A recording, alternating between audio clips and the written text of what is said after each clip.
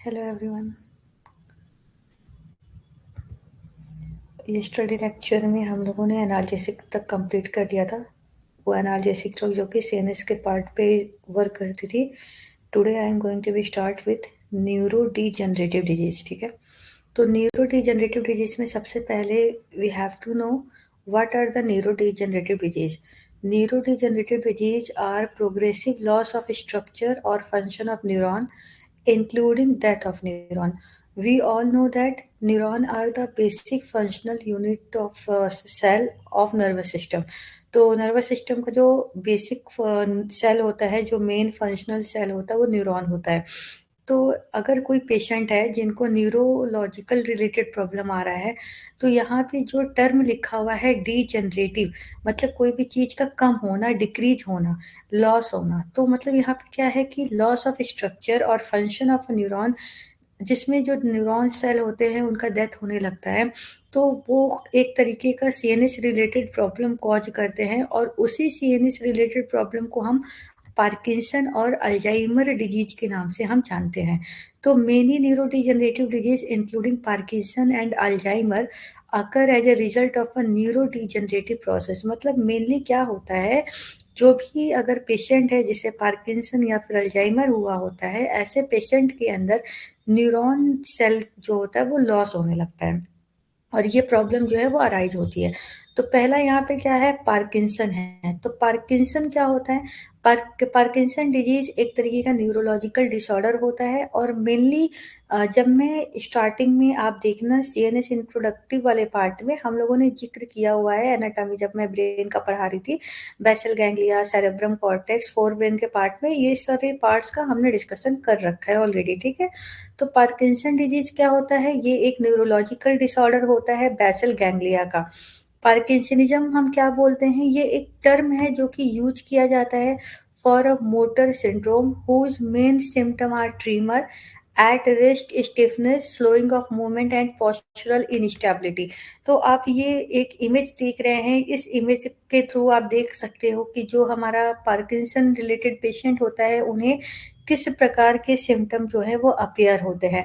How you can recognise the patient are suffer from the Parkinson disease. तो parkinsonism हम characterise करते हैं by the resting tremor, bradykinesia, मतलब movement जो है वो स्लोनेस हो जाएगा, एंड पोस्चरल इनस्टेबिलिटी हो जाती है।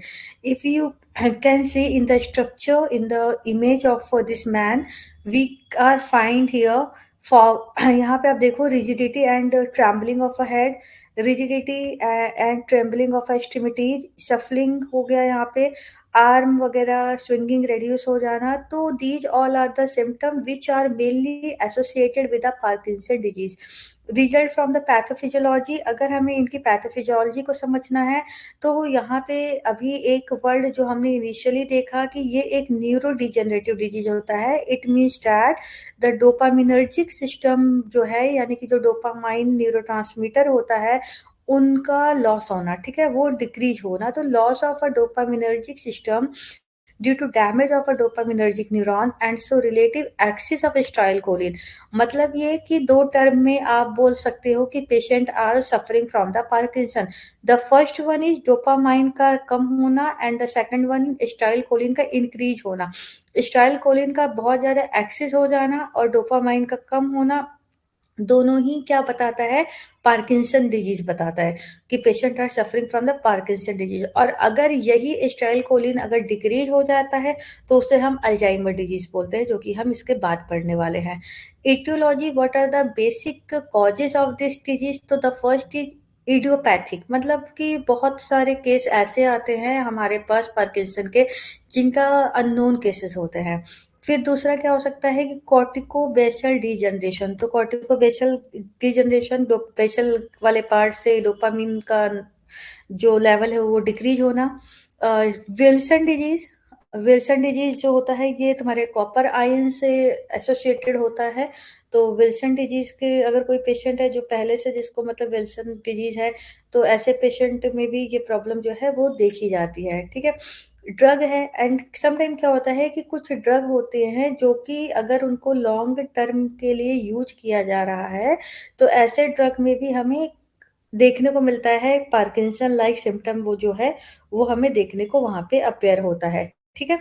तो जैसे क्लोरप्रोमाज़िन हो गया, रिज़रपाइन हो गया, तो इडियोपैथिक मतलब अननोन केसेज़ हैं, कॉर्टिकोवेस्चुलर डिजनरेशन हो गया, विल्सन डिजीज़ हो गया। विल्सन डिजीज़ में क्या होता है कि बेसिकली ये एक रेयर इनहेरिटेड जेनेटिक डिसऑर्डर भी होता है, ठीक है?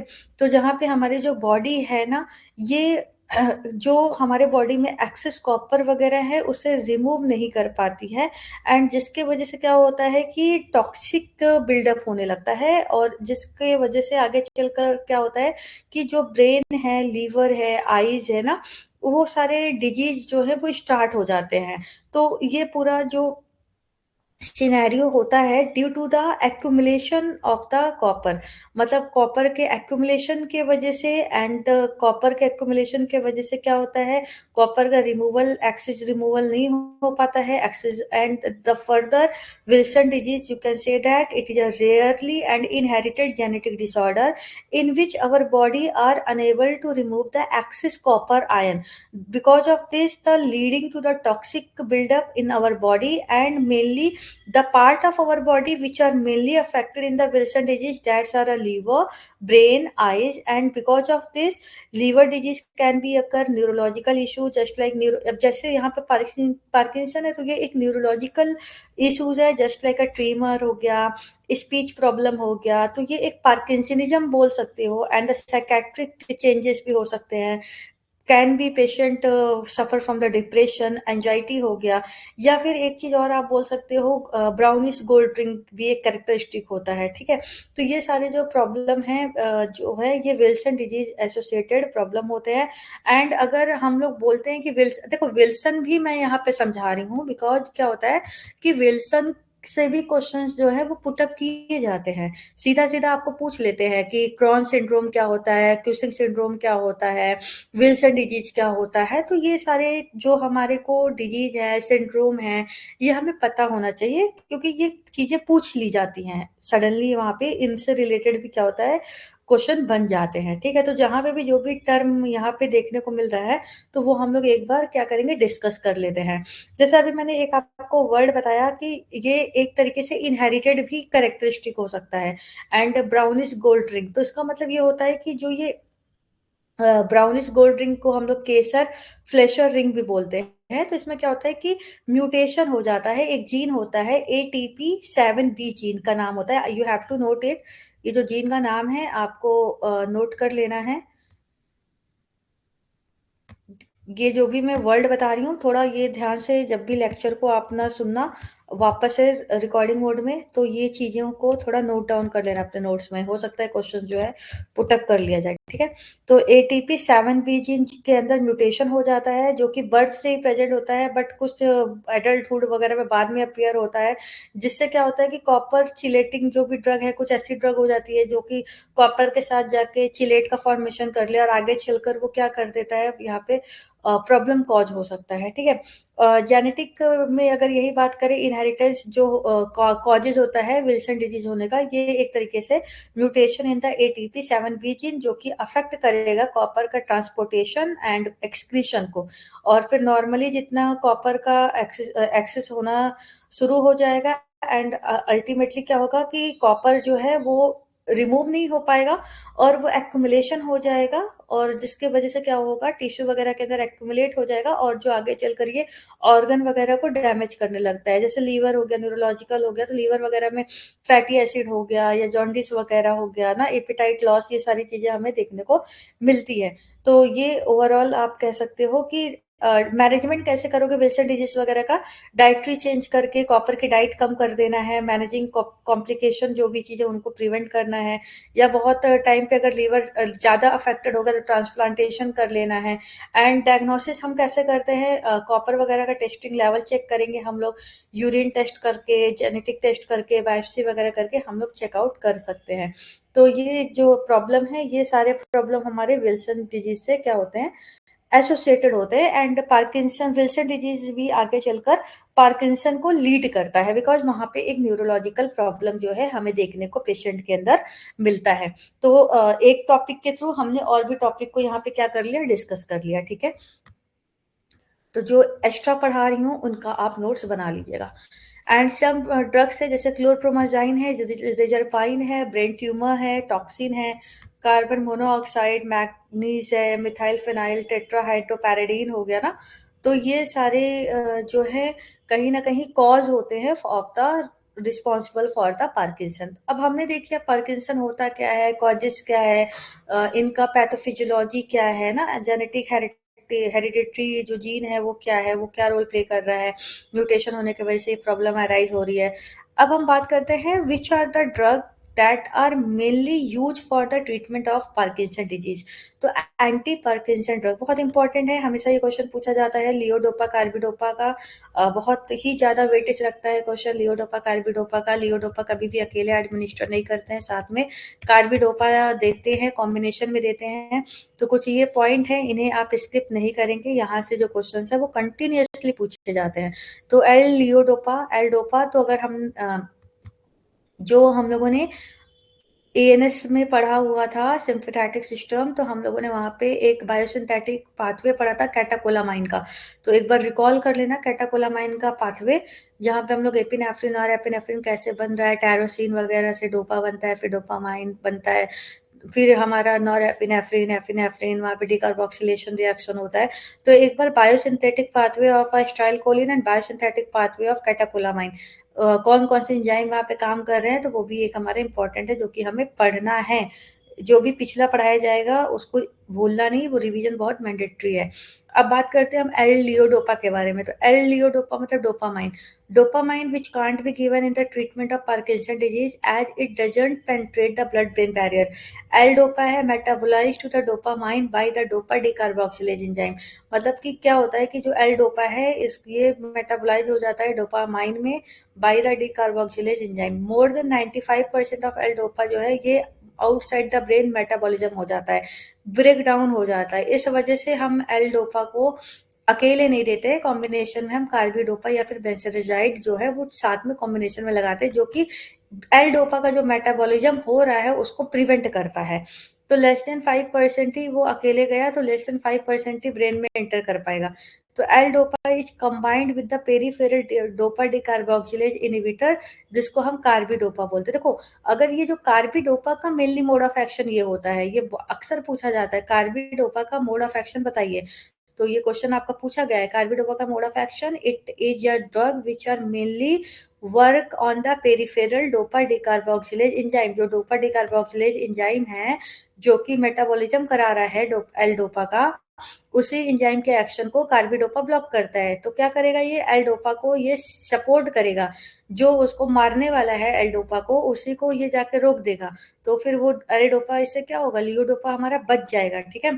तो which not cross the blood brain barrier, जिससे क्या होगा, दिस इंक्रीज द डोपामाइन का लेवल जो है वो बढ़ जाएगा और पेरिफेरल साइड इफेक्ट जो है वो डिक्रीज हो जाएगा। और अल्टीमेटली हमारे को पार्किंसन में क्या चाहिए, हमें डोपामाइन का लेवल बढ़ाना चाहिए, क्योंकि वहाँ पे क्या होता है डोपामाइन के लेवल घटने की वजह से पार्किंसन होता है। तो हमें यहाँ पे डोपामाइन का लेवल इंक्रीज कराना है, इसलिए साथ में लियोडोपा को अकेले नहीं दिया जाता है, लियोडोपा को साथ में हम कार्बिडोपा देते हैं। कार्बिडोपा क्या करेगा, पेरिफेरल डिकार्बोक्सिलेज एंजाइम इनहिबिटर होता है। अब हम प्रिपरेशन की बात करें तो यहाँ पे कॉम्बिनेशन जो है ये दोनों ब्रांड नेम है, सिनीमेट है, मेडोपार है, इनके अंदर जो है ये कॉम्बिनेशन ड्रग जो है वो मौजूद होती है। तो हमेशा याद रखना है एल्डोपा का कॉन्सेंट्रेशन ज़्यादा होता है, 200 to 250 mg अगर लियोडोपा है, तो कार्बिडोपा 25 to 50 mg के बीच में होगा, ठीक है। एंड अगर एल डोपा के साथ बेंजोजाइड दे रहे हैं तो 50-25 का रेशियो होगा। अब बात करते हैं एडवर्स इफेक्ट की। अब लियोडोपा और कार्बिडोपा अगर आप दे रहे हो पेशेंट को, तो उनके अंदर हमें एडवर्स इफेक्ट क्या देखने को मिलता है। देखो, कोई भी अगर हम लोग जैसे ड्रग देते हैं पेशेंट को, तो वहाँ पे एडवर्स इफेक्ट भी हमें देखने को मिलता है। अब जैसे एडवर्स इफेक्ट में जैसे क्या है, नोजिया है एंड वॉमिटिंग है, are caused by stimulation of chemoreceptor trigger zone, CTZ का स्टिमुलेशन हो रहा है, जिसके वजह से this can be reduce by using dopamine receptor antagonist, CTZ, जिसको हम डोमपेरिडोन बोलते हैं। डोमपेरिडोन एंटी एमेटिक ड्रग होती है, मोटेलियम ब्रांड नेम होता है, उस मोटेलियम के अंदर डोमपेरिडोन सॉल्ट पाया जाता है। तो domperidone, nausea and vomiting are caused by the stimulation of chemoreceptor trigger zone, which can be reduced by the using dopamine receptor antagonist। तो कभी इसीलिए बोला जाता है कि अक्सर क्या होता है, पेशेंट को जो भी एंटी पार्किंसन ड्रग यूज करते हैं, तो एंटी पार्किंसन ड्रग जो है एक एडवर्स इफेक्ट देता है, वोमिटिंग ज़्यादा कराता है। क्योंकि कारण क्या है कि एंटी पार्किंसन ड्रग जो होता है ये सीटीजेड सेंटर को स्टिमुलेट कर देता है, तो जिसके वजह से रेड्यूस हो जाता है डोपामाइन रिसेप्टर एंटागनिस्ट ऑन सीटीजेड। तो वहां पे फिर हमें वोमिटिंग को रोकने के लिए डोमपेरिडोन देना पड़ता है।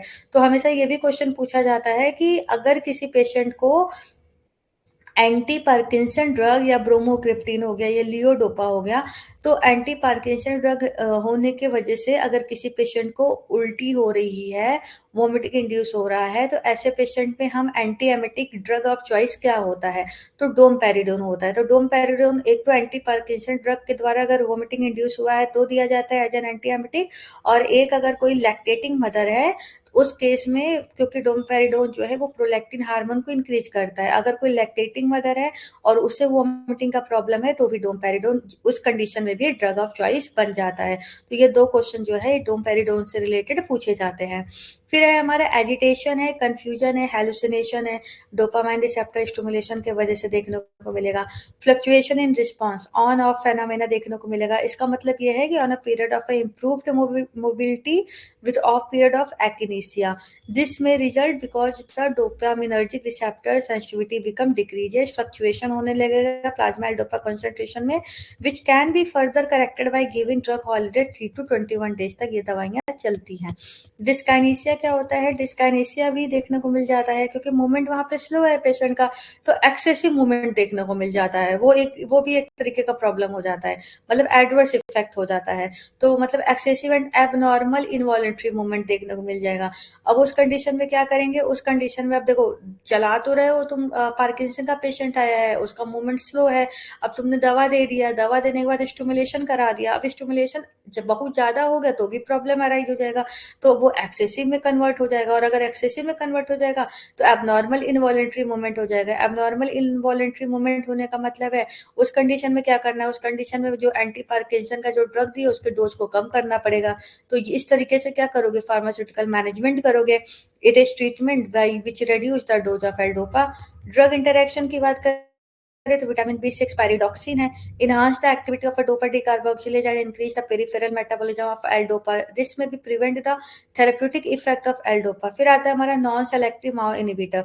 नॉन सेलेक्टिव माओ इनिबिटर सीवियर हाइपरटेंशन जो है यहाँ पे हमें देखने को मिलेगा। तो ये इंटरेक्शन है, मतलब कि जो भी हम एंटी पार्किंसन ड्रग के साथ विटामिन B6 और नॉन सेलेक्टिव माओ इनिबिटर जो है ये क्या करता है, ये हमारा इंटरेक्शन कॉज करता है। तो vitamin B6 pyridoxine which enhance the activity of the dopa decarboxylase and which also increase the peripheral metabolism of L-dopa. This prevent the therapeutic effect of L-dopa. अब बात करते हैं नेक्स्ट कौन सी दवा है, डोपामाइन एक एगनिस्ट है। अब देखो एक तो हमने देखा, पहला तो सबसे पहले जो हमने मेडिकेशन दिया है एंटी पार्किंसन के कैटेगरी में,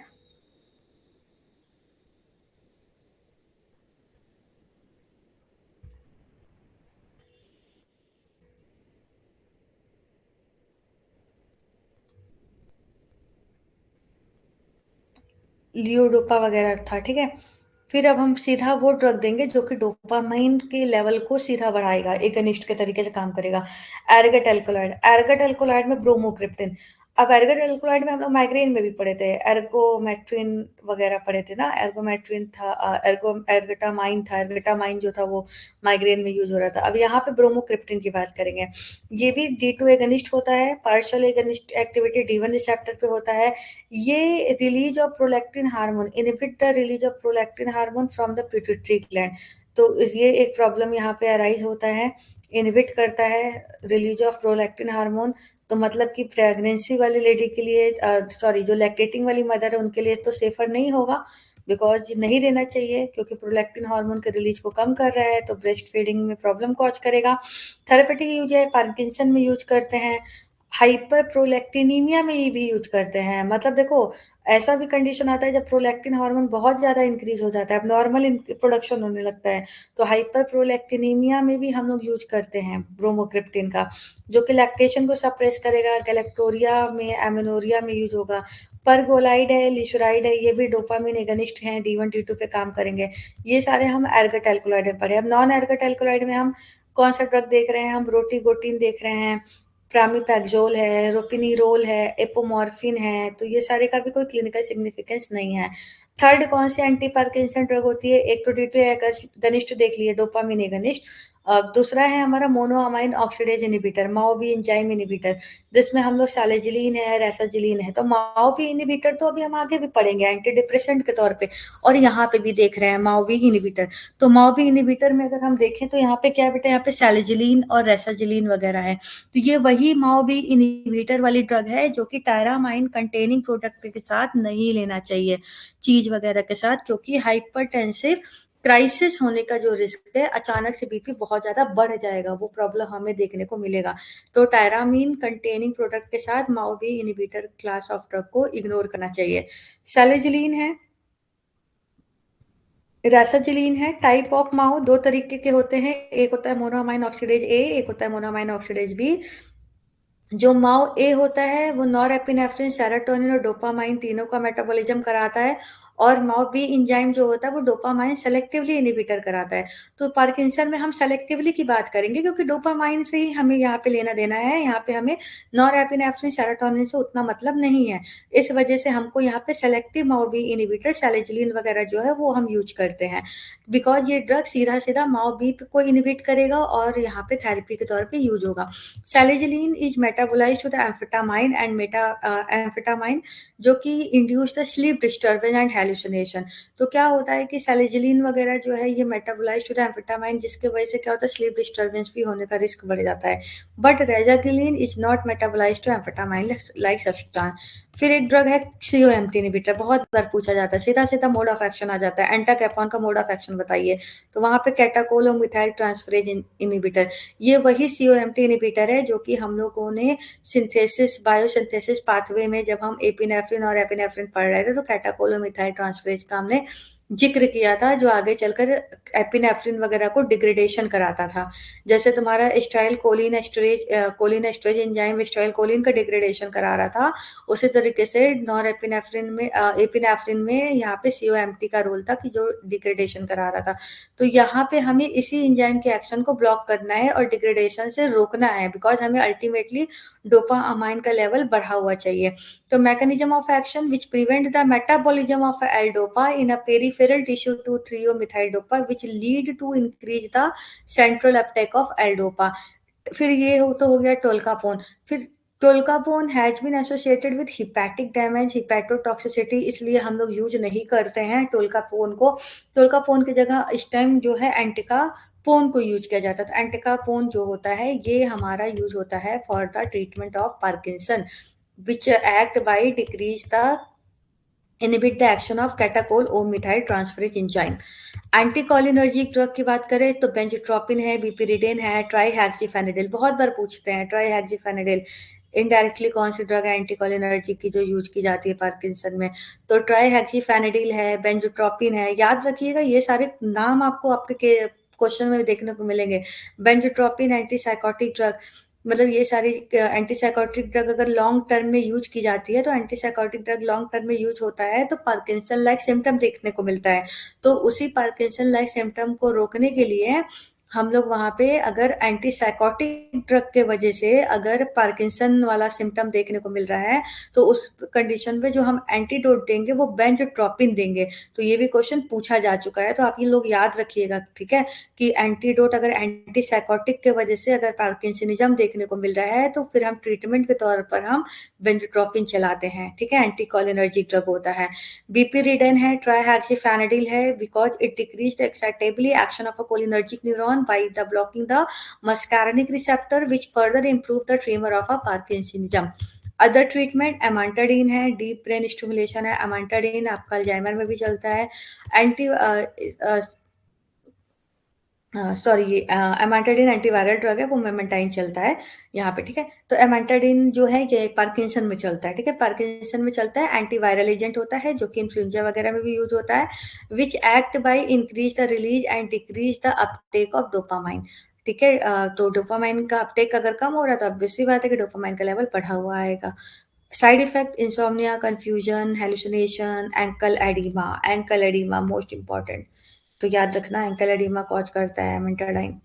FDA approved DBS as a treatment for Parkinson's disease in 2002 is a surgical treatment involving the implantation of a medical device which sends electrical impulse to a specific part of the brain. Optimization of L-DOPA treatment, inhibition of DOPA decarboxylase in peripheral tissue by carbidopa and benzodiazide, dopamine degradation in the CNS by rezaglin, reduction of L-DOPA breakdown into peripheral tissue by the entacapone, and the domperidone block of dopamine receptor in CTZ by domperidone, levodopa, carbidopa and entacapone तीनों का combination स्टेलियो brand name में हमें मिलेगा। तो these are all about the Parkinson disease.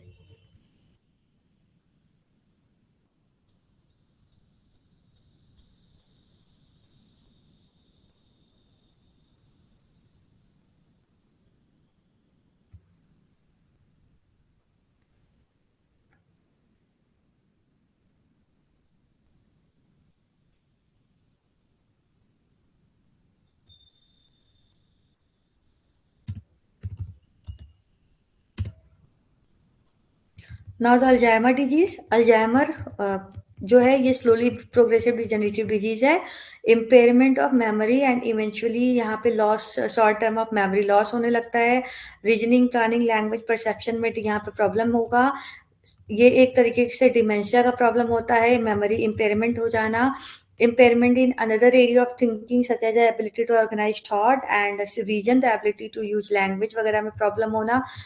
Symptom, the cardinal feature of Alzheimer disease progressive, यहाँ पे क्या होता है, लॉस होता है स्टाइल कोलिन का, loss of memory and disordered cognitive function वगैरह डिस्टर्ब होने लगता है।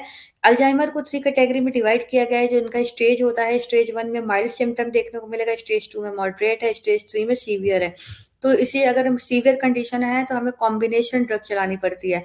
स्टेज 1 में माइल्ड है तो पेशेंट में जो सिम्टम देखने को मिलेगा, गेटिंग लॉस, वो अपने में खोया रहेगा, मनी मैनेज करना डिफिकल्ट होगा, बिल नहीं पे कर पाएगा, रिपीटेटिव क्वेश्चन, कन्वर्सेशन, बार बार क्वेश्चन पुटअप करना या लॉन्गर टाइम लेना यूजुअली अपने रूटीन काम को फिनिश करने के लिए, लॉसिंग थिंग्स और misplacing them in odd place, दूसरी जगह सामान को इधर उधर रख देना।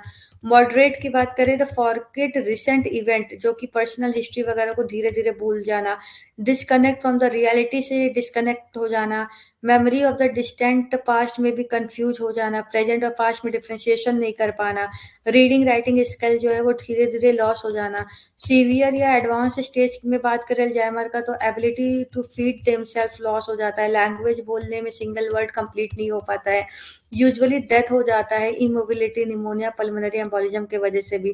पैथोफिजियोलॉजी तो कॉज ऑफ मोस्ट अभी स्टिल अननोन है, सेवरल कंपीटिंग हाइपोथेसिस एग्जिस्ट करती है कि इस वजह से अभी कोई क्लिनिकली प्रूवन सिम्टम नहीं है, बट एक हाइपोथेसिस है कि कोलिनर्जिक हाइपोथेसिस के वजह से ये प्रॉब्लम होता है। तो ओल्डेस्ट हाइपोथेसिस था कि most currently available drug therapy are based acetylcholine needed to pass the signal along from the cell to cell. तो एस्टाइल कोलिन का लेवल कम हो जाने की वजह से ये जो प्रॉब्लम है ये देखने को मिलता है। दूसरा एक हाइपोथेसिस है कि एमिलॉइड हाइपोथेसिस है, मतलब एक एंजाइम होता है amyloid precursor protein and cut it into the fragment to form beta amyloid fragment. तो एबनॉर्मल डिपोजिशन हो जाता है इस बीटा एमोलाइड का, जिसके अंदर प्लेक का फॉर्मेशन हो जाएगा प्रोटीन अराउंड द न्यूरॉन, जिसके वजह से न्यूरॉन जो नॉर्मल ट्रांसपोर्टेशन है वो रुक जाएगा और एक प्रॉब्लम जो है अल्जाइमर जैसा लीड करेगा। तो वो एमोलाइड की भी एक हाइपोथेसिस कॉज बताया गया है। New study found the deposition of amyloid plague does not correlate. अभी कोई नई स्टडी जो है ये बता रही है कि एमिलॉइड प्लेग की वजह से ऐसा कोई लॉस ऑफ ब्रेन सेल नहीं होता है। न्यूरॉन लॉस में भी ड्यू टू द न्यूरोफाइब्रिली टैंगल्स की वजह से हो सकता है, जिसको हम टाउ हाइपोथेसिस बोलते हैं। तो मतलब ये भी एक हाइपोथेटिकल थॉट ही है, क्लिनिकल सिग्निफिकेंस नहीं है, ये सारे एक हाइपोथेटिकल है। टाउ का हो गया, एमिलॉइड हो गया, ठीक है। तो टाउ एक तरीके का प्रोटीन होता है जो कि स्टेबलाइज करता है माइक्रोट्यूब्यूल्स को एंड अबंडमेंट होता है इन द न्यूरॉन में ज्यादातर पाया जाता है। tau protein. So changes in tau protein which further lead to be the formation of a neurofibrillary tangles inside the nerve cell. तो डिसइंटीग्रेशन होने लगेगा माइक्रोट्यूब्यूल का सेल, जो ब्रेन की सेल है वो डेथ हो जाती है और अल्जाइमर डिजीज हो जाता है। तो ये सब एक हाइपोथेटिकल जो है एक कॉज इटियोलॉजी बताया गया है। मैनेजमेंट की बात करें तो जो गोल होता है ऐसे तो मोस्टली ये होता है कि प्रोग्रेशन ऑफ डिजीज को स्लो किया जाए, सिम्टम को मैनेज किया जाए, स्लीप प्रॉब्लम को दूर किया जाए, होम इन्वायरमेंट को बेटर किया जाए, डेली एक्टिविटी को इम्प्रूव कराया जाए, फैमिली सपोर्ट, केयर गिवर का जो सपोर्ट है वो होना चाहिए। एंटी अल्जाइमर ड्रग की बात करें तो कोलिनेस्टरेज इनहिबिटर दिया जाता है, क्योंकि कोलिनेस्टरेज जो है ये स्टाइल कोलिन को डिग्रेडेशन कराता है, मतलब उसको तोड़ने का काम करता है। तो अगर कोलिनेस्टरेज एंजाइम के एक्शन को ब्लॉक कर दोगे तो कोलिनेस्टरेज अपना काम नहीं कर पाएगा और स्टाइल कोलिन का जो लेवल है वो मेंटेन रहेगा। तो टेक्रीन है, डोनापेजिल है, फर्स्ट ड्रग ऑफ चॉइस हमारी डोनापेजिल होती है, हमेशा याद रखना first drug of choice in Alzheimer that is donepezil है। रिवास्टोगिन रिवास्टोगिविन है, गैलेंटामाइन है, तो ये सारी दवाइयाँ भी चलती है। तो tacrine was the first to become available but it has been replaced by the other because tacrine hepatotoxicity वगैरह कॉज करता था, तो टेक्रीन को तुम्हारा डोनेपेजिल वगैरह ने रिप्लेस कर दिया। मैकेनिज्म की बात करें तो वही कोलिनेस्टरेज एंजाइम के एक्शन को ब्लॉक करेगा। जीआई एडवर्स इफेक्ट की बात करें तो एब्डोमिनल क्रैम्प है, नोजिया है, वॉमिटिंग है। फिर दूसरा दवा एनएमडीए रिसेप्टर एंटागनिस्ट देते हैं। एनएमडीए रिसेप्टर एंटागनिस्ट जो है ये N methyl D aspartate receptor जो होता है उस पे अपोजिट काम करेगा। तो मेमेंटाइन है, जो अभी मैंने बोला ऊपर कि मेमेंटाइन यूज किया जाता है अमेंटाडिन पार्किंसन में और मेमेंटाइन जो है अल्जाइमर में यूज किया जाता है। तो मेमेंटाइन जो है ये glutamate is useful excitatory neurotransmitter of the nervous system. Excessive amount in the brain cause neuronal excitotoxicity, जिसके वजह से सेल डेथ हो जाता है। तो इसी वजह से मेमेंटाइन जो है वो एनएमडीए रिसेप्टर के एक्शन को ब्लॉक करता है, N methyl D aspartate receptor को एक्शन को ब्लॉक करेगा। मेमेंटाइन ऑल्सो 5-HT3 एंटागनिस्ट होता है, एंटागनिस्ट होता है निकोटिनिक रिसेप्टर का, डोपामिन रिसेप्टर का एगनिस्ट होता है। तो डोपामिन का लेवल बढ़ा भी दोगे, एसिटाइलकोलिन का लेवल डिक्रीज कर दोगे तो भी पेशेंट को आराम मिल जाएगा। Adverse effect dizziness, confusion, insomnia, hallucination वगैरह होगा। दूसरा है यहाँ पे सप्लीमेंट। अब यहाँ पे हम बात करें सप्लीमेंट के तौर पे, तो सप्लीमेंट की बात करें तो यहाँ पे जिंकिंगो बिलोबा, ये कुग्नोसी में नेचुरल ड्रग है। पूछा जाता है जिंकिंगो बिलोबा का यूज क्या होता है, तो वहाँ पे डिमेंशिया करके आंसर आता, कुछ आंसर में लिखा होता है। तो ये डिमेंशिया वाला सिचुएशन को लोअर करेगा, चांस को कम करेगा। विटामिन ई चला सकते हो जो कि डेवलपिंग अल्जाइमर डिजीज के रिस्क को कम करता है। बाकी जो मेडिसिन है एग्रेशन को कंट्रोल करने वाला, बिहेवियर को, हेलोपेरिडोल भी चलता है अल्जाइमर में, जो कि अग्रेसिव है, एजिटेशन हो रहा है, तो वहाँ पे हेलोपेरिडोल दोगे तो पेशेंट को अल्जाइमर के आराम मिल जाएगा। तो these all about the neuro degenerative disease, जहाँ पे हम लोगों ने आज न्यूरो डिजेनरेटिव डिजीज में 2 डिजीज के बारे में ज़्यादातर देखा है, which are Parkinson and another is Alzheimer, and उनके ड्रग के बारे में। अच्छे से क्वेश्चंस को नोट कर लेना, चीज़ें जो हैं वो पूछी जाती हैं। चलिए, थैंक यू सो